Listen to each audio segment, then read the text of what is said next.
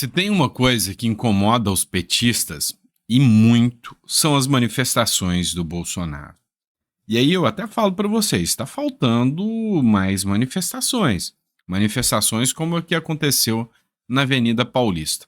Mas enquanto isso não acontece, para incomodar e muito o pessoal da esquerda, tem os eventos que o Bolsonaro estão fazendo, como por exemplo a passeata em Marabá. Foi publicada pelo Braga Neto e diz o seguinte: olha, esse fenômeno nunca foi visto na história do país. O povo teve a experiência de ter um presidente que consegue mobilizar milhares de pessoas. É realmente uma grande liderança política. Foi o Braga Neto que fez a postagem. Cara, e é o Pará, tá? A região norte do país e as pessoas em peso, né? E a projeção é que o Bolsonaro também vai estar na Bahia. E isso incomoda muito o pessoal da esquerda. Por quê? Porque o Bolsonaro, mesmo depois de ter passado o período em que ele foi presidente da República, o povo ainda tem um alinhamento com o Bolsonaro gigantesco, coisa que o governo petista não tem. O Lula tá na presidência. E aí muitas pessoas criticam o Bolsonaro pelo cercadinho. Ah, o Lula não tem um cercadinho. Monta um cercadinho e espera para ver quantas pessoas vão aparecer lá para ver o Lula, para conversar com o Lula. Não vai ter. Outro ponto interessante foi ainda o alinhamento de figuras, sabe, ilustres no cenário mundial, que ainda, da direita, que dão atenção mais ao Bolsonaro do que ao próprio Lula. Vocês viram até uma live que ia constar o Elon Musk e o Bolsonaro, e agora o Milei deu a cartada final, né? Vocês devem ter visto a matéria do Pleno News que o Milei, sabe, simplesmente ignorou o Lula depois de ter entrado no embate com o Lula. O Lula começou assim. O Lula foi perguntado se ele conversaria com o Milei. O Milei falou que não, né? O Lula falou que não vai conversar com o Milei porque ele exige desculpas do Milei. Exige desculpas, porque o Milei fez críticas contra ele. Você tem que entender a primeira coisa. O Lula confunde a figura dele com a figura do povo brasileiro. O Milei chamou o Lula de duas coisas: corrupto e chamou de comunista. As críticas, e eu não vou falar nem de mentiras, porque não são, as críticas feitas pelo Milei ao Lula foram de caráter pessoal. A figura do Luiz Inácio Lula da Silva. E nem foram críticas à presidência da República, foi da pessoa, Lula, que se autodeclara comunista e que foi condenado, como o próprio Milei disse. Então, quando ele foi perguntado, o Milei falou: olha, não teria o Lula sido condenado por corrupto, né, por corrupção? Tanto é que o STF nunca o absolveu.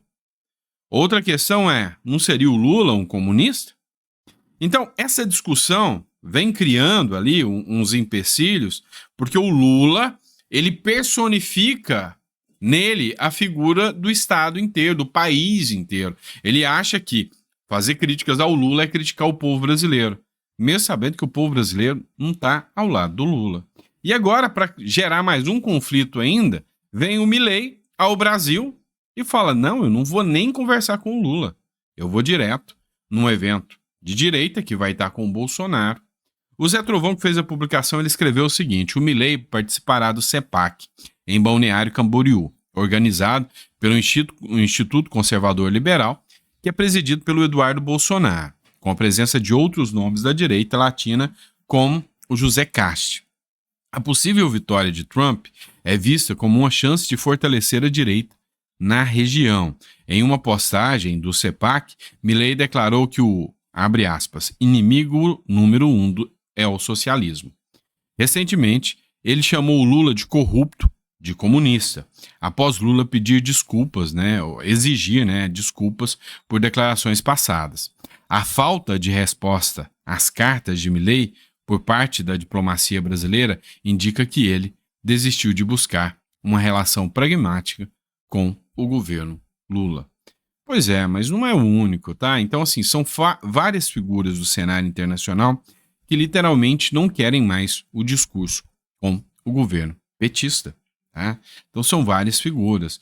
E aqui a questão tem totalmente um cunho ideológico, né? São discussões pessoais, não interferem em nada, não tem nada a ver com brasileiros e argentinos, tem a ver com Lula e Milei. E aí, nessa história, um dos dois tem mais crédito para falar, né? E eu acho que o Milei está mais embasado. E você? O que é o seu ponto de vista? Vamos falar da matéria do Estadão aqui, pessoal? O governo Lula, né? Você tem que ir mais trabalhar mais, ralar mais, porque isso aqui não vai se pagar sozinho. O governo Lula deve pagar até 30 bilhões em emendas antes das eleições, o maior valor da história. Agora você entendeu por que o Lula falou que só perde uma eleição sendo presidente se for incompetente. Lembra que o Lula falou isso do Bolsonaro? Falou, não, o Bolsonaro perdeu a eleição porque é incompetente. Ou, talvez, é porque não gosta de usar o dinheiro público direto com emenda num valor tão alto assim, né? Ou seja, o Lula para a eleição municipal vai liberar 30 bilhões em emendas. Agora você imagina o que vai ser na eleição de 2026. Prepara, tá? O governo do presidente Luiz Inácio Lula da Silva deve pagar até 30 bilhões, tá? 30 bilhões de doletas, tá, meu amigo? É muita grana, de reais, em emendas parlamentares antes das eleições municipais deste ano. A gente sabe que esse dinheiro vai destinado, né, para sua base aliada. É o maior volume da história para o primeiro semestre do ano e para um período pré-eleitoral. Procurado pela reportagem, o Palácio do Planalto afirmou que o objetivo é viabilizar obras e acelerar o atendimento à população dos municípios. Acredita nisso, vai nessa, tá?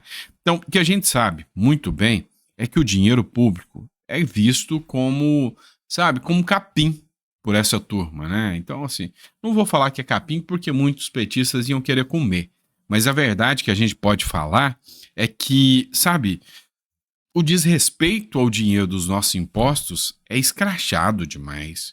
É revoltante quando você vai pagar os impostos e vê que, cara, que sacanagem que fazem com o povo brasileiro, né? E aí, o Lula continua com as suas falas, né? Agora uma matéria da CNN: não tenho que prestar contas a nenhum banqueiro nesse país, mas sim ao povo pobre, disse o Lula. Durante a solenidade em Salvador, o presidente Lula afirmou que não precisa prestar contas a nenhum ricaço e a nenhum banqueiro no Brasil, e disse que seu dever, nesse sentido, é com o povo pobre. A declaração do Lula ocorreu durante a solenidade em Salvador, na Bahia, nesta segunda-feira. Nos últimos dias, Lula tem repetido acusações aos bancos de ganhar dinheiro com juros altos por conta da decisão do Banco Central de manter a taxa Selic em 10,50%.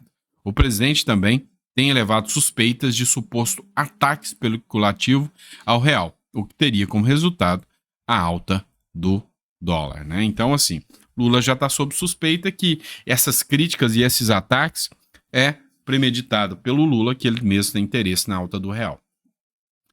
Meu resultado? Muita gente levantou a hashtag cala a boca, Lula. Eu sou do contrário. Fala mais, Lula. Pode falar. Ataca o banco. É assim que eu gosto, amostradinho. Vai. Continua, critica os bancos, xinga a imprensa, faz tudo do jeitinho que você tá fazendo. Você tá indo no caminho certinho, tá? No caminho certinho mesmo. Como diz o meme lá, eu gosto é assim, amostradinho. Pode continuar, tá? Xinga os banqueiros, ataca o Banco Central, parte para cima da imprensa, parte para cima do ex-presidente Bolsonaro, vai, que a sua popularidade está aumentando, está indo bem, né? A realidade é que a gente sabe que o Lula, quanto mais ele atua como o Lula, mais popularidade ele perde. Tá? A gente não pode nem falar que o Lula está repetindo a Dilma, porque o Lula está conseguindo ser pior do que a Dilma Rousseff. É algo tenebroso, assustador. Escândalos de corrupção já começam a vir à tona, né? Indícios apontados pelo Tribunal de Contas da União. E, enfim, a gente começa a ver que tem muita coisa que vai surgir ainda. Os irmãos Batista já estão de volta, ou seja, o Brasil voltou à plena normalidade. Mas será que vão conseguir manter isso para sempre? Acho pouco provável, né? Vamos falar agora do Gustavo Gaia? Bora lá.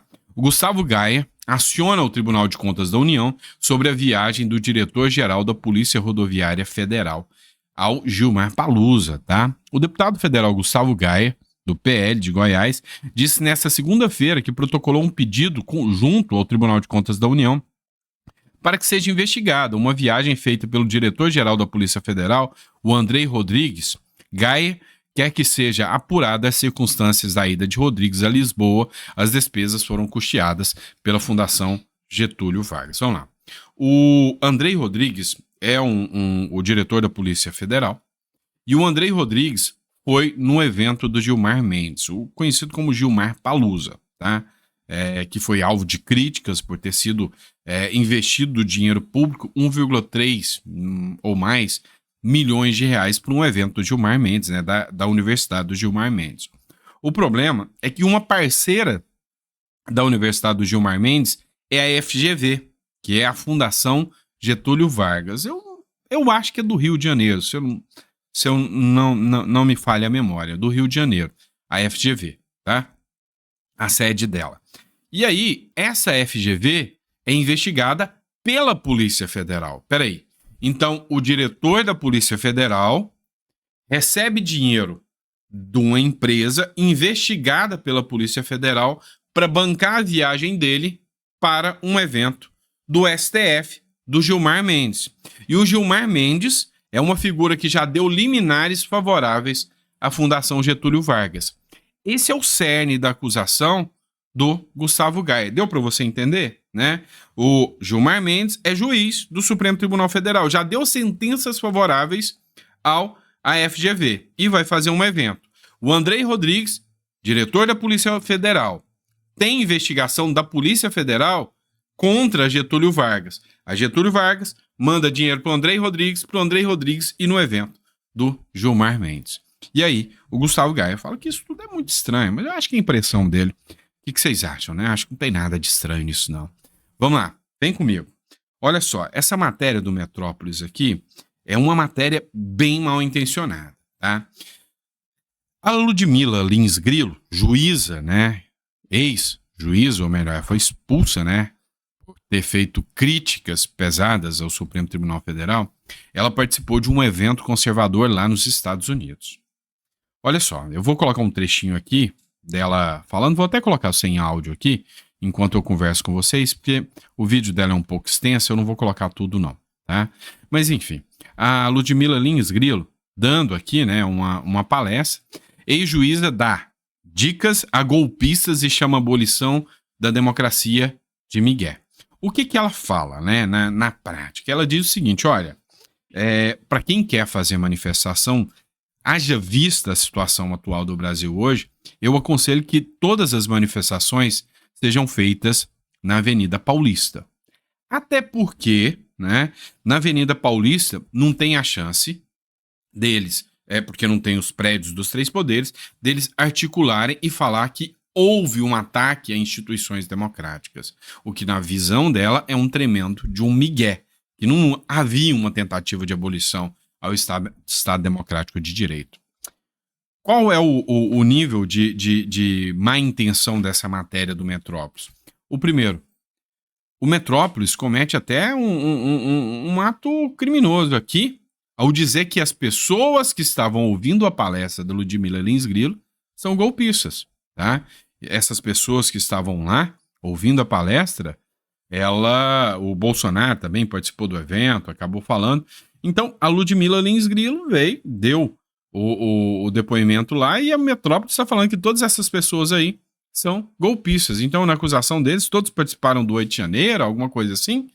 Então, assim, ela falou que é um belo de um migué, ou seja, é um termo utilizado aí para falar que uma coisa não convence.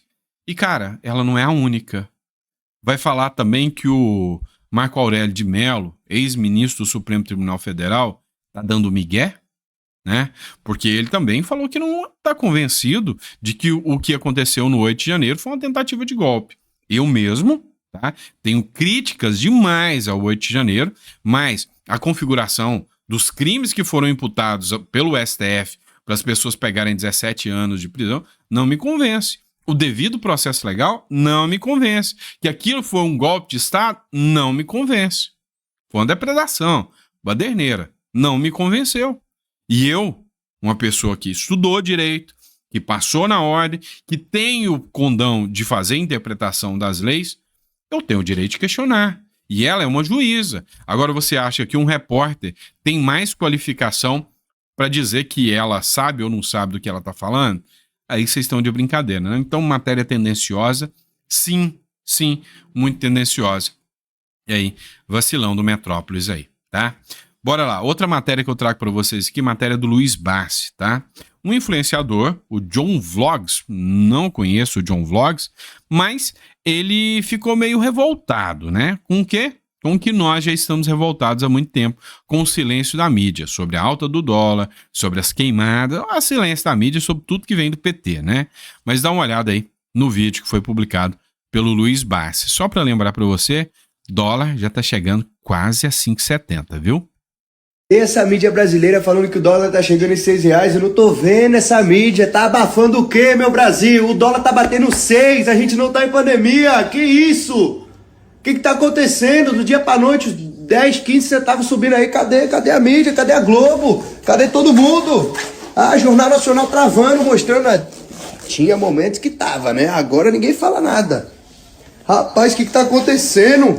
Mais de 10 centavos em um dia, ninguém tá comentando isso. Ninguém. Por causa do nosso presidente, maravilhoso, fez umas falas lindas, né? Em um dia foi de 5,59 para 5,65. Em 5 dias.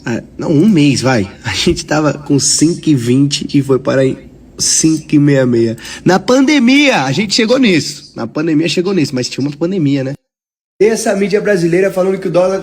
Pois é, tinha uma pandemia, né? Mas, para as contas públicas, já é provado, já é cientificamente provado que o Lula já é pior do que a pandemia no quesito contas públicas.